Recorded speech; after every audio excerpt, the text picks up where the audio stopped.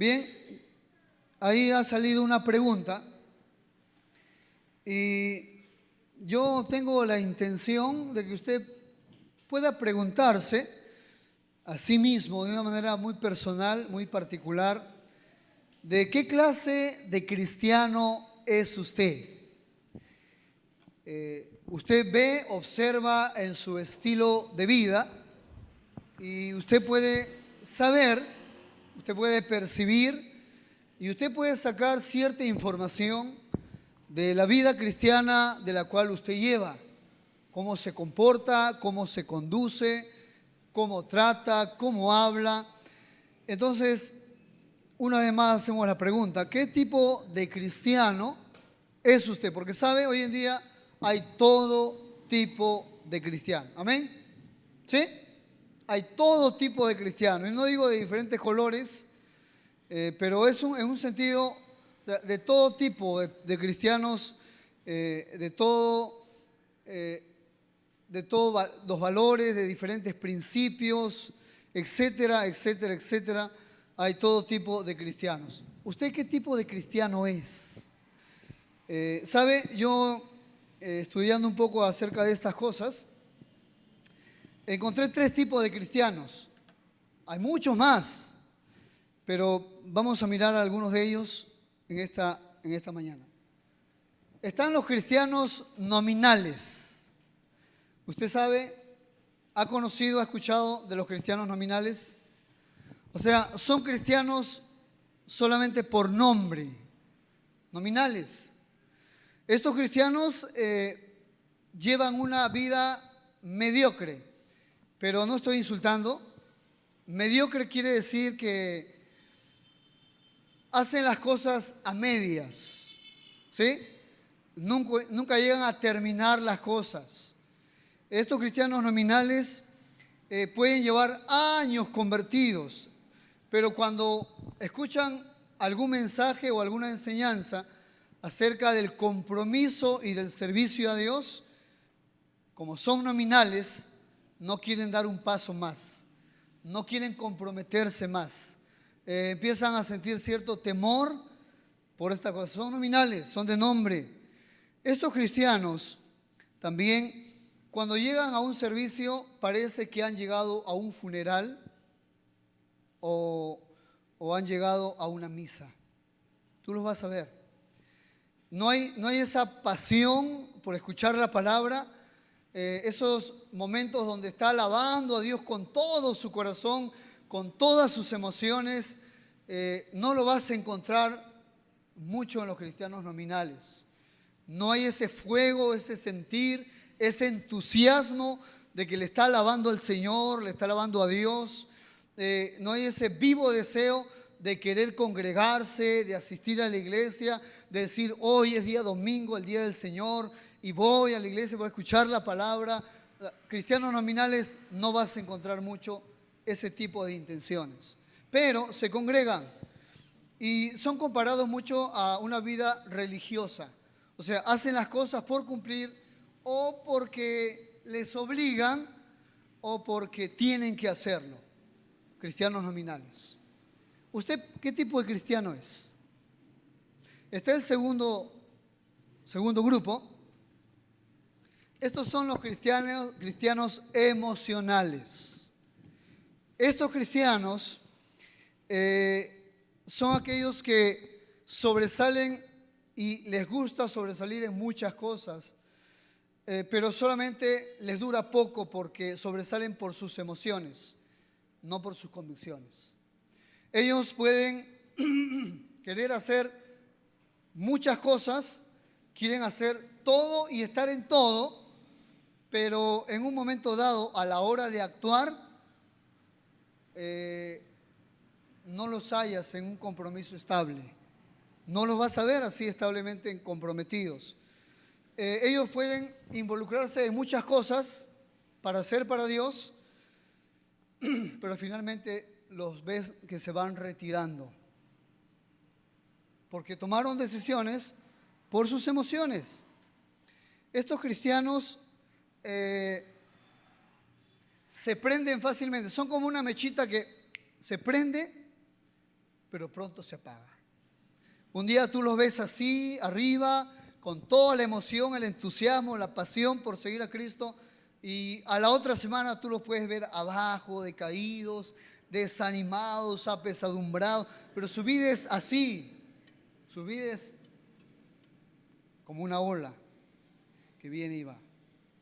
Y sabe, también tenemos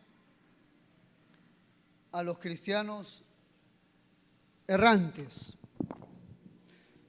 Los cristianos errantes, su frase es: nació, vivió y murió y nunca supo para qué existió. Estos cristianos son aquellos que van visitando iglesia tras iglesia de una u otra manera porque están buscando la iglesia perfecta, y cuando ya no se acomoda a sus expectativas, buscan otra iglesia. Estos cristianos errantes se vuelven un poco engreídos y empiezan a llenarse de malas costumbres porque nunca se han establecido en un lugar donde puedan crecer espiritualmente, puedan involucrarse en un discipulado, puedan madurar en la fe y ser de bendición a la obra del Señor. Son errantes y el diablo está tan contento con ellos porque su vida nunca ha sido sólida como establecerse en un lugar donde ellos puedan crecer naturalmente en Cristo. Son errantes y están buscando un lugar, después otro lugar, después cada cierto tiempo van visitando iglesia tras iglesia, no tienen un sentido de vida y no tienen una metas establecidas lo que quieren como cristianos. Y bueno, estos son los cristianos errantes. ¿Qué tipo de cristiano es usted? ¿A qué tipo de cristiano usted se conforma? ¿Saben por qué hablamos de estas cosas? Porque Jesucristo habló de un estilo de vida cristiano. Jesucristo, antes de partir, Él dejó bien en claro cuáles son las cualidades y cuáles son las características de todos aquellos que han decidido seguir a Jesucristo, de todos aquellos que dicen que son veraces, reales, genuinos seguidores de Jesucristo.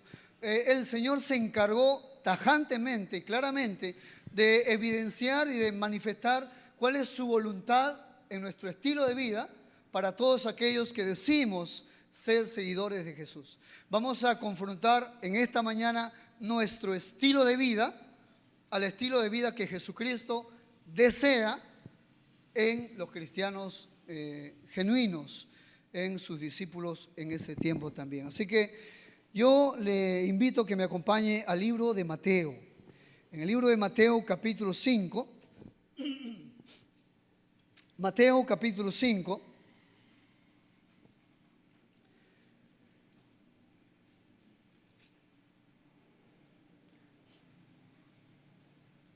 capítulo 5 del verso 1 al verso 12, nosotros encontramos una historia tan conocida, una porción tan leída, aún hasta memorizada por muchas personas, conocida aún en los ambientes no cristianos.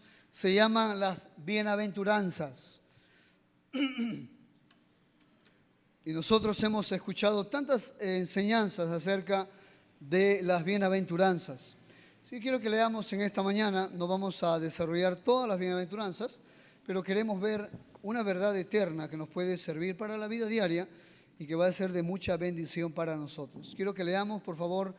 Vamos a hacerlo un poco más atrás. Es importante hacer capítulo 4, verso 23. De ahí vamos a comenzar y vamos a dar lectura a la palabra de nuestro Dios. Mateo capítulo 4, verso 23. Dice así. ¿Lo tiene? Me dice amén. Ya, todavía algunos no lo tienen. Entonces le puedo esperar un momento.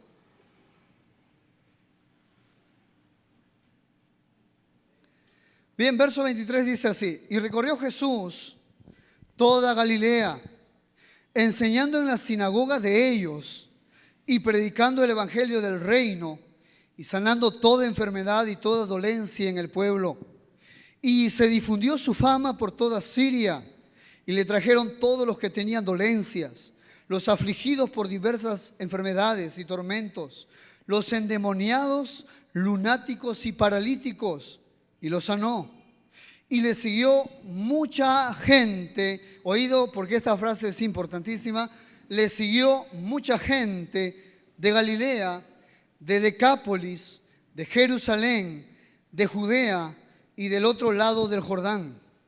Viendo la multitud, oído, mire lo que dice el Señor, viendo la multitud, subió al monte y sentándose vinieron a él sus discípulos y abrió su boca y les enseñaba diciendo, bienaventurados los pobres en espíritu, porque de ellos es el reino de los cielos. Bienaventurados los que lloran, porque ellos recibirán consolación. Bienaventurados los mansos, porque ellos recibirán la tierra por heredad. Bienaventurados los que tienen hambre y sed de justicia, porque ellos serán saciados.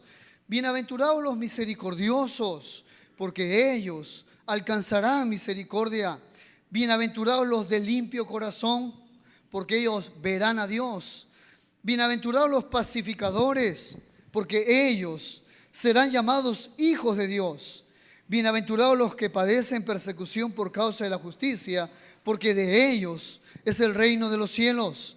Bienaventurados sois cuando por mi causa os vituperen y os persigan y digan toda clase de mal contra vosotros mintiendo. Gozaos y alegraos, porque vuestro galardón es grande en los cielos, porque así persiguieron a los profetas que fueron antes de vosotros. Cuando nosotros leemos esta porción, nosotros encontramos un tipo de estilo de vida. Nosotros encontramos una forma de vivir, una manera de vida en la cual el Señor nos ha marcado y nos ha trazado para que nosotros podamos conformarnos a ella. Dios nos ha marcado un estilo de vida para aquellos que decimos ser seguidores de Jesús, ¿sabe? Porque una cosa es su cristianismo de usted y el mío, y otra cosa es lo que Dios pueda decir en su palabra. Usted y yo podemos considerar que nuestro cristianismo es el mejor, es el más excelente, es bueno, pero nosotros no podemos juzgar esas cosas. Las juzga Dios, las juzga el Señor. Es el único que tiene el poder, la autoridad para decir cómo va nuestro estilo de vida, cómo está nuestro estilo de vida. ¿Está siendo conformada a sus palabras o estamos haciendo en ciertos momentos nuestra propia voluntad? No estamos hablando que somos perfectos, también fallamos. No queremos a veces, pero lo hacemos. Pero estamos tratando de examinar este tipo de cristiano que desea un estilo de vida que pueda ser conformado a la palabra de Dios. Y sabe, a Jesucristo le seguían multitudes. Si usted ha leído los evangelios, usted va a darme la razón de que en un momento Él alimentó a 5,000 personas y en otro momento Él alimentó a 4,000 personas. La historia dice sin contar a los niños y a las mujeres. Estamos hablando de multitud de personas, gente, masas, muchedumbre de gentes, personas en cantidad como usted y yo no podemos imaginarnos. Mucha gente seguía al maestro.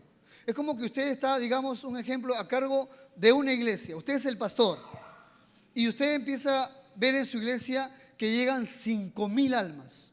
¿Usted se imagina? 10,000 personas. ¿Usted qué diría? Digamos, ¿no? Es un ejemplo. Algunos dirían, wow, qué tal éxito. Wow, pero cuántas personas, qué bendición. Pero ¿sabe? Jesús no se fiaba de las masas. A Jesús le seguía mucha gente. Le seguían multitud de personas. Pero le seguían por ciertas intenciones. Habían visto milagros, habían visto señales, habían visto sanidades, habían visto o habían sido alimentados por el Señor, gente que estaba buscando ciertas intenciones. En todo esto, en el verso 25 del capítulo 4 dice, y le siguió mucha gente de Galilea, de Decápolis, de Jerusalén, de Judea y del otro lado del Jordán.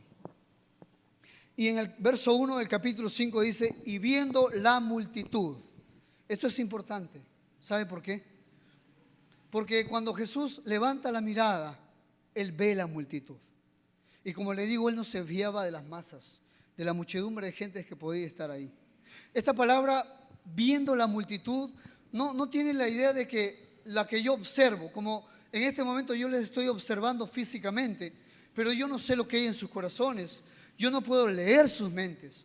Pero esta palabra es tan especial que el escritor sagrado utiliza esto, viendo las multitudes, tiene que ver con un ver mental. Tiene que ver con que Jesús conocía muy bien lo que había en el corazón de cada una de las personas que estaban siguiéndole. Él podía mirar su forma de pensar, él podía saber lo que había en sus corazones y él también podía saber por qué le estaban siguiendo tantas personas. Esta es la palabra viendo a la multitud. Gente que tenía ciertas intenciones al seguir a Jesús, pero este ver mental de Jesús, él podía discernir, él podía percibir a las multitudes. Entonces, ¿qué hace? Él hace algo muy interesante. Y esto es lo que quiero decirle. ¿Sabe? El verdadero discípulo se va a evidenciar cuando es desafiado. El genuino discípulo de Cristo va a salir a flote cuando en sus circunstancias es el desafiado a hacer ciertas cosas que Dios le pide, ciertas cosas que Dios le manda, le ordena, lo reta, desafía para que él suba otro escalón o madure en la fe. ¿Y cuándo sale ese discípulo? Cuando es desafiado, cuando es retado, en los momentos difíciles, en los momentos adversos, en las pruebas, en las situaciones adversas que vive, en las malas noticias, en las cosas que suceden en su entorno, en medio de su trabajo, cosas que no salieron como él esperaba, como él pensaba. En esos momentos y en ese tipo de circunstancias sale el que es un verdadero discípulo de Cristo. Y aquí lo vemos en el verso 1. Viendo la multitud. ¿Qué hace Cristo? Tanta gente que le seguía. Viendo a la multitud, subió al monte. Y sentándose, vinieron a él sus discípulos. Y abriendo su boca les enseñaba diciendo. Y aquí vemos, y yo me hacía una pregunta cuando estaba estudiando esto. ¿Por qué Jesucristo en ese momento, dentro de tanta gente y tantas multitudes, no él empieza a hablar de sus bienaventuranzas? No empieza a proferir estas verdades eternas para todas las personas que están ahí. ¿Sabe por qué? Porque no todos le seguían por sus palabras. No todos le seguían por sus verdades. Tenían diferentes intenciones. Y muchas de ellas eran bastante pecaminosas. En un momento dado uno le dice: Señor, te seguiré donde quiera que vayas. Y él dice: sí, pero el Hijo del Hombre no tiene dónde recostar su cabeza. ¿Qué estaba diciendo? Que el que le quería seguir a Jesús pensaba que iba a tener algo seguro, estable materialmente por seguir al Maestro. Y así eran las intenciones de muchos de estos personajes que seguían a Cristo. Él subió al monte y dice el verso 1, subió al monte y sentándose vinieron a él sus discípulos. Él hace algo peculiar. Él va a subir a un monte, va a escalar una montaña. Y ahí, escalando la montaña, algunos de la multitud o la multitud va a empezar a pensarlo si van a subir, si van a ir. Tienen que hacer un esfuerzo, están siendo desafiados a subir ahí. Y el texto dice quiénes suben y quiénes no lo hacen. Verso 1 dice: subió al monte y sentándose vinieron a él. ¿Quiénes? ¿Quiénes vinieron? La multitud. ¿Sí? ¿Vino la multitud? Vino sus discípulos. Vinieron sus discípulos. ¿Sabe lo que él va a decir después? Se le ha conocido como las 8 características de la gente bienaventurada por Dios. Lo que él va a empezar a relatar y a predicar ahora el Señor Jesús son declaraciones de bendición para todos aquellos que son sus discípulos. Esto no era para la multitud. Esto es solamente para aquellos que son sus discípulos. El apóstol Pablo decía: conoce el Señor a quienes son suyos. El Señor sabe, el Señor conoce. El Señor sabe si tú y yo somos genuinos cristianos, somos veraces, verdaderos, reales o no lo somos. Como alguien decía, en la vida secreta está el secreto. Lo que tú eres a solas, eso es lo que tú y yo somos con Dios, o somos en realidad. Lo que sucede en nuestra vida privada, cuando nadie nos observa, cuando nadie nos ve, cuando estamos frente a un televisor, o cuando estamos frente a un ordenador, o cuando estamos a solas en el trabajo, o en cualquier lugar donde tú y yo podemos desenvolvernos, y nadie sabe que somos cristianos, es ahí donde va a salir lo que realmente tú y yo somos. En la vida secreta está el secreto. Y justamente Jesús va a hablarle a sus discípulos, porque estas declaraciones de bendición, porque Él quiere bendecir a sus discípulos, y ellos va a bendecirles de esta forma, exclusivamente es justamente para ellos. Declaraciones de bendición. Algunos le llaman a estas bienaventuranzas la constitución del reino, de los ciudadanos del reino de Dios.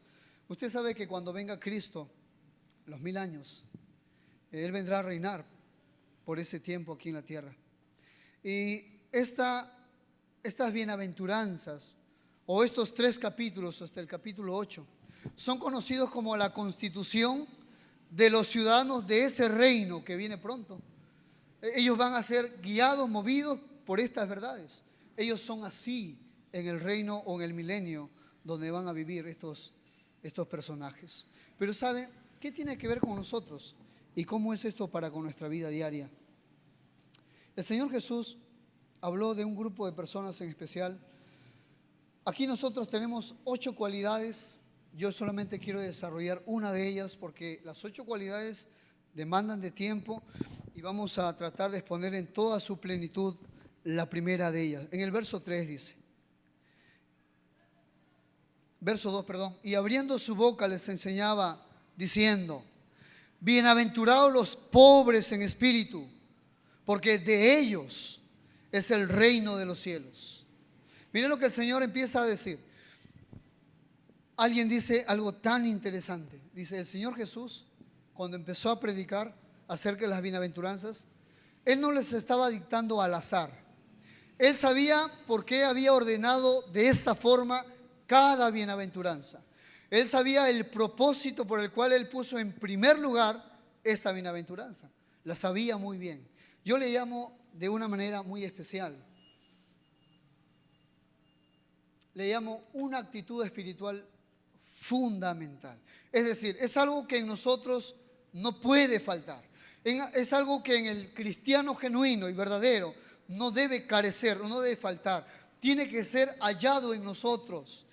Porque si no, las demás bienaventuranzas no van a funcionar o no vamos a poder desarrollarlas. Si nosotros empezamos con esta primera, vamos a empezar a mirar otros frutos más en nuestras vidas. Esto es una actitud, esto es el ser más que el hacer. Algunos de los cristianos están bien, pero bien interesados en hacer muchas cosas para Dios. Pero ¿sabe? Dios está más interesado en que tú hagas cosas.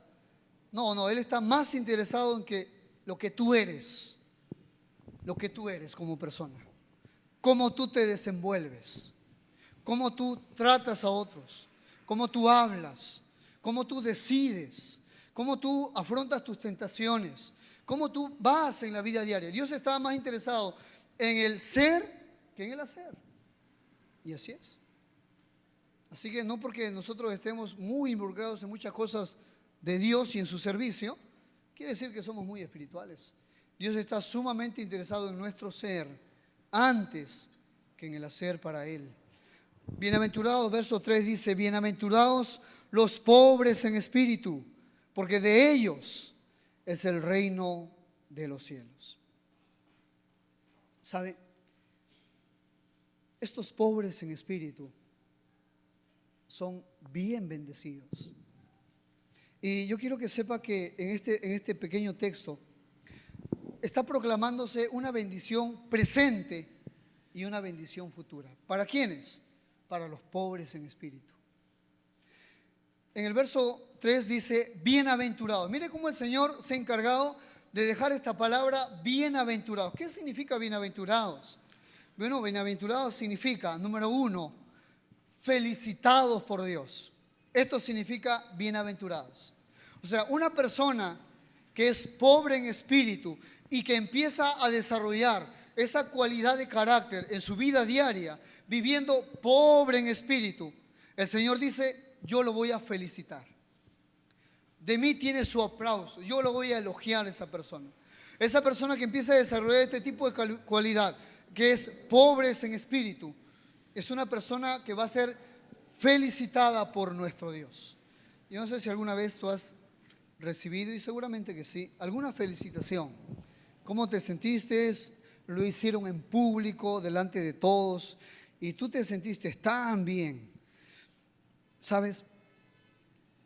Si nosotros somos pobres en espíritu, vamos a ser felicitados por Dios, por nuestro gran Dios. Él va a estar tan contento con nosotros porque hemos decidido y definido empezar a desarrollar esta cualidad de carácter en nuestras vidas. Lo segundo, que significa bienaventurados. ¿Sabe? Esta palabra lo usaban para los dioses griegos. Estos dioses griegos por los paganos eran considerados altos y sublimes. Y justamente la palabra bienaventurado también es alto o grande o superior. Y cuando el Señor está hablando bienaventurados, los pobres en espíritu, esos son aquellos que los que desarrollan esta cualidad de carácter son pobres en espíritu. Empiezan a desarrollar un cristianismo tan alto, tan superior. Empiezan a desarrollar un cristianismo que vale la pena y que para Dios o a los ojos de Dios es un cristianismo muy alto. Y lo tercero es que bienaventurados es la idea de una persona que se pone de rodillas para ser bendecido por Dios. Es decir, cuando tú y yo empezamos a desarrollar esta cualidad de ser pobres en espíritu, mire que nos ponemos en una posición donde Dios puede bendecirnos. Nos ponemos en un lugar o en un estado donde Dios va a bendecirnos con todas sus bendiciones en Cristo. Esta es la bendición presente. ¿Y cuál es la futura? Verso 3 dice: bienaventurados los pobres en espíritu, porque de ellos, bendición futura, de ellos es el reino de los cielos. ¿Sabe? Yo no le quiero decir, o no le estoy diciendo que para que usted entre al reino de Dios o al reino de los cielos, usted tiene que ser pobre en espíritu. Nosotros somos pobres en espíritu, aceptamos a Cristo como nuestro Salvador, y esto nos permite la entrada al reino celestial. Amén. De esta forma nosotros vamos, cuando hemos confiado en Cristo, nos hemos arrepentido de nuestros pecados y hemos tomado una decisión por Cristo como nuestro Señor y Salvador. Y de esta forma entramos al reino celestial. ¿Pero a qué se refiere con esto entonces? Dice, porque de ellos es el reino de Dios. ¿Sabe? Usted ni yo no nos imaginamos lo que se nos está preparado y lo que se nos está reservado en el reino de los cielos. Usted no se imagina lo que Dios está preparando para nosotros en el reino de Dios. ¿Esto para quiénes es? Para los pobres en espíritu. Así que los pobres en espíritu son bien bendecidos, porque pueden llegar a ser felicitados por Dios, se ponen en una posición donde Dios los puede bendecir, y también son cristianos con un porte que vale la pena, un porte muy alto en su cristianismo. Son muy celosos de la vida cristiana que ellos llevan. Y sabe, la bendición futura es que, como decía el apóstol Pablo, las aflicciones del tiempo presente no son comparables con la gloria venidera que en nosotros se ha de manifestar. ¿Quiénes son los pobres en espíritu? Porque son bien bendecidos. ¿Quiénes son aquellos los cuales Jesucristo proclamó sobre ellos esta bendición? Verso 3 dice: bienaventurados los pobres en espíritu. ¿Sabe? Para saber quiénes son los pobres en espíritu y poder nosotros también tomar estas bendiciones, tenemos que pensar quiénes no son los pobres en espíritu. ¿De quiénes Jesús no está hablando? Bueno, tiene que saber usted que Jesús no está hablando de una persona con baja autoestima. De ellos no está hablando Jesús.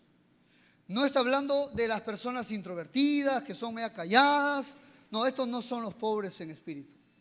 Tampoco Jesús está hablando de las personas que en este mundo han sido oprimidas, violentadas, han sido golpeadas duramente. No está hablando de las personas que han sido abusadas en este mundo, porque estos no son los pobres en espíritu. Imagínese usted que Jesús les diga a estas personas bienaventuradas. No tiene lógica. No son estos. Tampoco son. Y el Señor se encargó muy bien de decir pobres en espíritu, porque no está hablando de los pobres que no tienen recursos o bienes materiales. No está hablando de las necesidades diarias de la vida que la persona no tiene. De esto no está hablando Jesús. ¿Quiénes son los pobres en espíritu? ¿Quiénes son aquellos que Jesucristo proclamó estas bendiciones sobre ellos?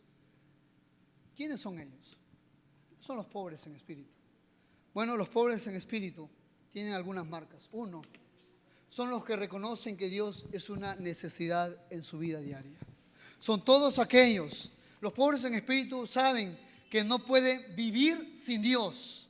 Son todos aquellos, como dice ahí, que reconocen que Dios es una necesidad en su vida.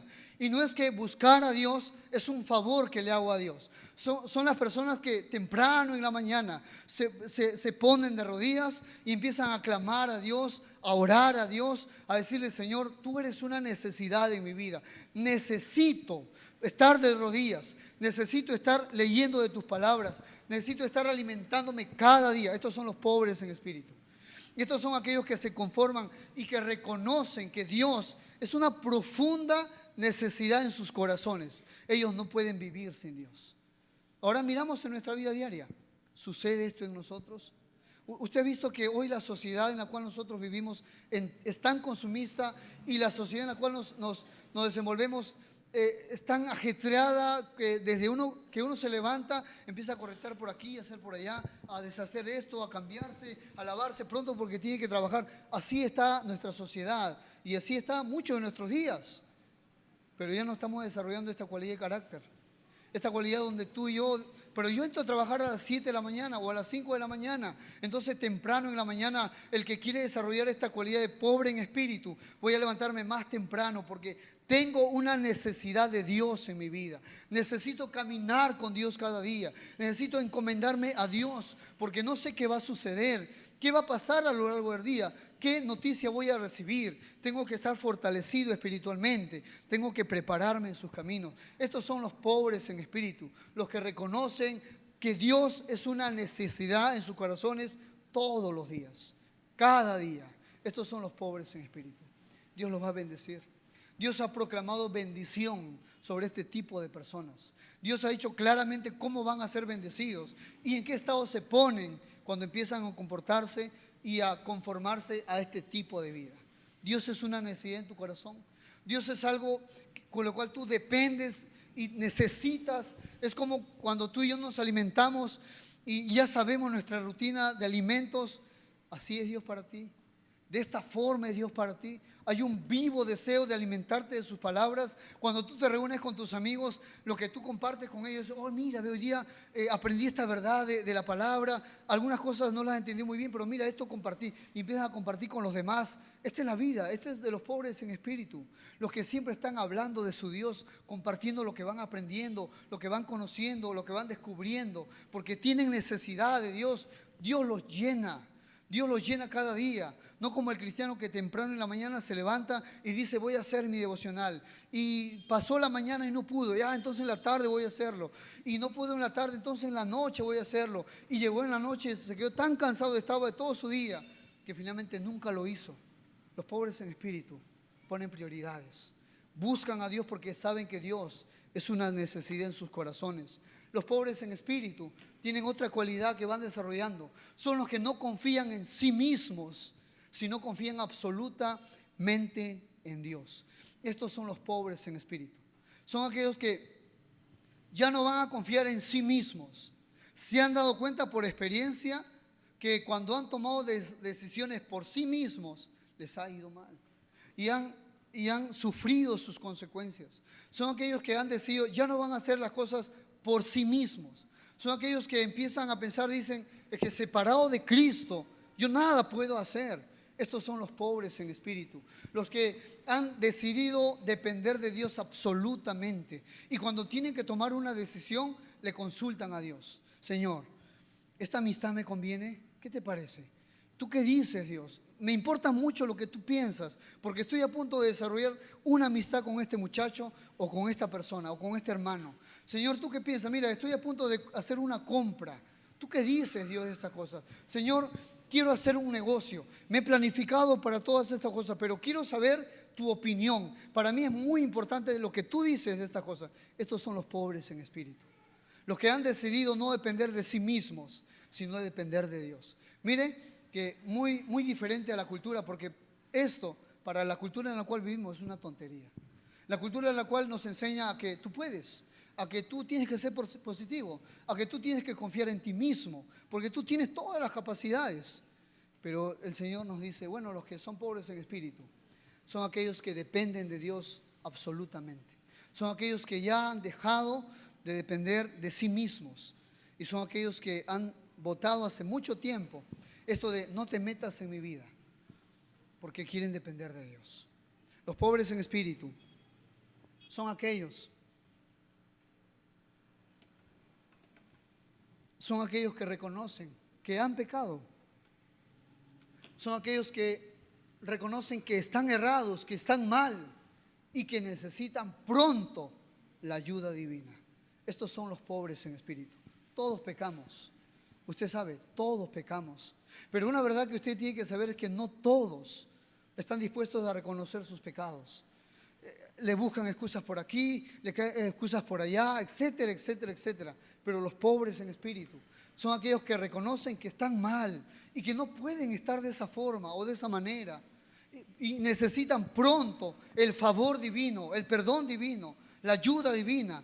Estos son los pobres en espíritu. Reconocen su bancarrota espiritual y reconocen que se han dejado de Dios, han dejado los caminos del Señor. Hace tiempo ya Dios no los influencia y ahora vuelven al camino. Estos son los pobres en espíritu.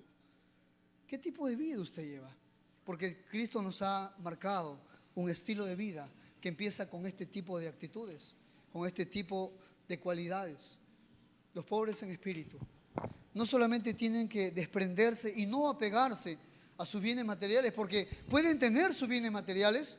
Los pobres en espíritu no es que no tienen nada y se han quedado en la calle. Los pobres en espíritu pueden tener sus bienes, sus cosas, su casa, su familia, sus bienes, pero no se apegan a ellos y no dependen de estas cosas. Pero hay algo más que los pobres en espíritu se dan cuenta. No solamente no tienen que apegarse a sus bienes materiales, sino tampoco tienen que apegarse o tienen que desprenderse de su yo, de su ego, de su orgullo, de su soberbia, de su jactancia, de hablar mucho de sus logros, de hablar siempre en su grupo de sí mismos. Estos están lejos de ser pobres en espíritu. Los pobres en espíritu se desprenden de este tipo de cosas, del envanecimiento y de muchas cosas como estas en su vida. Esta es el camino que Dios nos ha marcado para todos nosotros. Desde esta actitud empieza aquellos que son genuinos discípulos de Jesucristo. Que erramos y que fallamos y que no somos perfectos, claro está.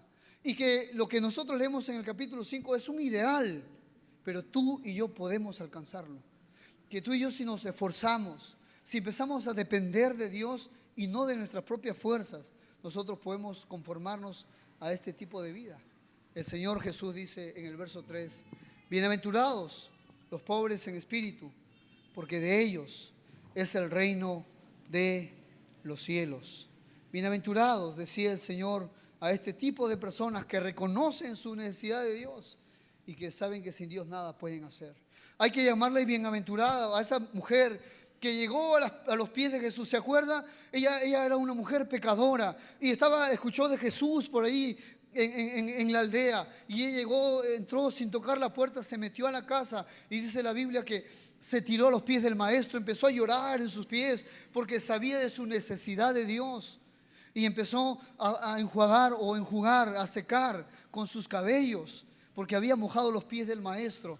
Esta es una mujer pobre en espíritu. Hay que llamarles bienaventurados también a ese publicano. ¿Usted se acuerda la historia? Habían dos personajes, un fariseo y un publicano. Los dos se fueron a Dios, los dos fueron a buscar a Dios. Y dice el publicano, cuando se postró en el templo, empezó a orar y dijo: Señor, dijo, te doy gracias porque no soy como este. Te doy gracias porque doy diezmos de todo lo que gano y más. Doy limosna. Y por ahí empezó a hablar de sí mismo y todo su logro y todo lo que él es, lejos de ser pobre en espíritu. Pero miramos la otra cara de la moneda, a este hombre publicano. Este hombre no podía decir nada delante de Dios. Él sabía quién era él. Él era un publicano. Él era un hombre considerado en su nación traidor a sus compatriotas. Era un hombre que le robaba el dinero a la gente. Él cobraba los impuestos y cuando él tocaba la puerta a las personas a las cuales cobraba, si las personas no tenían con qué pagar, él se llevaba a sus hijos. Así era un publicano, terrible, era un traidor, y los judíos lo querían linchar, lo querían matar a esta persona. Así era un publicano. Él sabía quién era cuando llegó al templo. Y por eso que cuando se postró delante de Dios, él no dijo ni una palabra. Había un silencio grande cuando él habló, o cuando no habló, perdón. Y finalmente, lo único que él pudo decir en una frase, él dijo: Señor, sé propicio a mí, pecador. Estos son los pobres en espíritu. Los pobres en espíritu son como aquel hijo pródigo. Este hijo pródigo que en un arranque de locura se fue y desperdició sus bienes. Y bueno, pues así sucede con muchos cristianos que hemos un momento dejado al Señor y abandonado a nuestro Dios. Pero este hijo pródigo volvió en sí, dice la palabra, y se dio cuenta de dónde se encontraba.